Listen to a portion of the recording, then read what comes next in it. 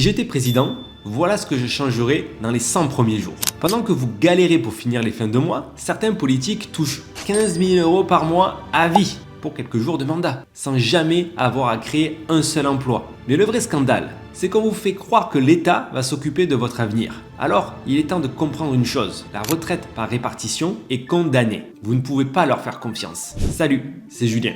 Aujourd'hui, on va faire un peu de politique fiction, mais sans blabla, ni gauche, ni droite, juste des faits, des idées, la réalité. Regardez l'état du pays, déficit, dette, hôpital en ruine, école à bout, retraite en faillite. Et pendant ce temps, nos dirigeants cumulent des mandats sur des retraites dorées et des avantages indécents. Le message, il est simple, c'est à vous de bâtir votre avenir. L'État ne le fera pas à votre place. On va voir dans cette première partie de vidéo le gaspillage politique actuel. Parce qu'un député touche 1500 € de retraite par an de mandat. En 5 ans, c'est 7500 € par mois à vie. Une caissière, elle, après 40 ans, c'est 900 € par mois. Ma réforme express, si j'étais élu, serait assez simple. Une retraite pour les politiques plafonnée à 3000 € par mois. La fin des privilèges à vie après mandat. D'un autre côté, je réduirais drastiquement l'appel des cabinets de conseil. Parce que ces ministres ne sont pas issus du terrain. Donc pire que ça, ils vont dépenser de l'argent pour prendre conseil auprès de professionnels. Ils sont issus de l'ENA et n'ont aucune expérience de la vie. Ces simples mesures feraient des économies immédiates de plusieurs milliards d'euros. Secondement, je libérerai l'économie. On va voir dans cette deuxième partie comment.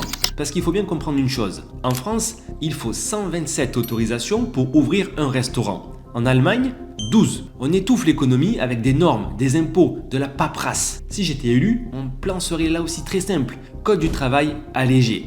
Création d'entreprise en 48 heures. Flat tax à 20%.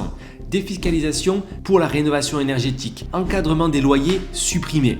Il faut relancer l'investissement et l'emploi et pour ça, libérer les flux. En baissant l'impôt, on recréerait la croissance. Et c'est comme en Irlande. L'impôt est très bas, mais ils collectent plus de recettes fiscales que nous en France avec un impôt très haut. Pourquoi? Parce que ça attire l'entrepreneur, ça permet de développer de nouvelles activités, ça augmente le chiffre d'affaires, ça augmente le PIB, donc on prélève moins, mais au final, la valorisation est plus importante. Il faut donc baisser les impôts, libérer l'économie. Troisième partie.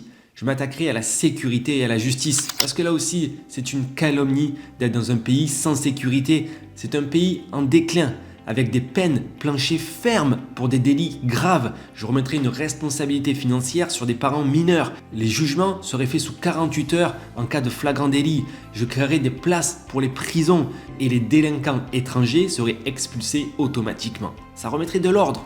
Quatrième partie de mon mandat. Je m'adresserai à la santé et à l'éducation. Parce que l'hôpital est à bout de souffle, l'école s'effondre.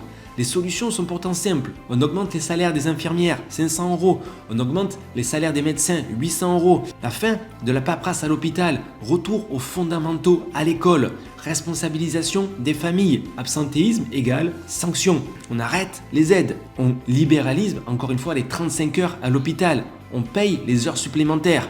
Et tout ça sans augmenter les impôts, uniquement en touchant aux dépenses des fonctions générales de nos élus. Maintenant, en cinquième partie, on va voir le vrai sujet, votre retraite. Parce que même avec toutes ces réformes, la retraite par répartition est mathématiquement morte. Aujourd'hui, il faut bien comprendre que avec 1,4 actifs, on ne peut pas financer un retraité. En 2040, la retraite moyenne est estimée à être à 800 € par mois. Et ça encore, c'est si le système tient jusque-là. Alors la vraie retraite, c'est celle que vous allez vous bâtir, vous-même. Je vous donne un petit exemple. Avec 200 € par mois pendant 25 ans, vous pouvez utiliser cet argent pour investir en immobilier et acheter 4 appartements intelligemment dans un immeuble de rapport. Ça va vous rapporter 2000 € de revenus locatifs passifs par mois, en plus d'un patrimoine qui se valorise et qui peut se transmettre. C'est ça la liberté, c'est pas des promesses creuses, c'est la réalité qui est possible de faire. Pour résumer, il faut finir avec les privilèges de nos élus. Il faut réduire les dépenses de manière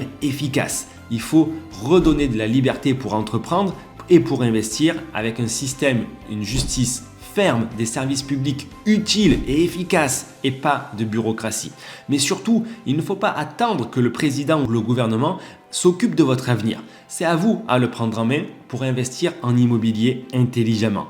Bâtissez votre patrimoine, préparez votre retraite.